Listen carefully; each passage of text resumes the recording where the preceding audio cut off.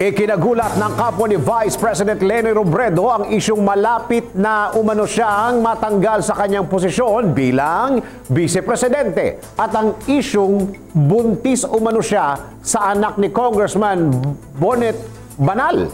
Kung ano ang naging reaksyon ng kapwa ni VP Robredo, alamin natin sa report ni RH48 Sheila Idubas. Ikinagulat ng kampo ni Vice President Leni Robredo ang mga kumakalat na balita laban sa kanya na kesyo bilang na umano ang mga araw nito bilang Vice-Presidente dahil uumpisahan ng bilangin ang boto laban kay dating Senator Ferdinand Bongbong Marcos Jr.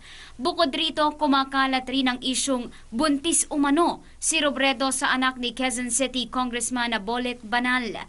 Takang-taka ang kampo ni Robredo kung bakit bigla na lang nagsusulputan ang mga isyu at pinaghinalaan ang kampo ni Marcos na may pakana nito. Narito ang bahagi ng pahayag ni Georgina Hernandez, tagapagsalita ng Vice Presidente.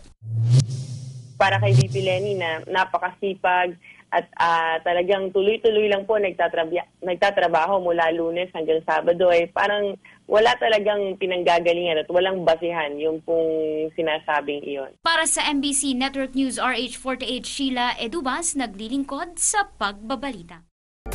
I-like po ang page ng DZRH News Television para updated at i-share ang trending news na balitang ito para mas marami ang makabalita at mag-comment para alam namin ang opinion mo.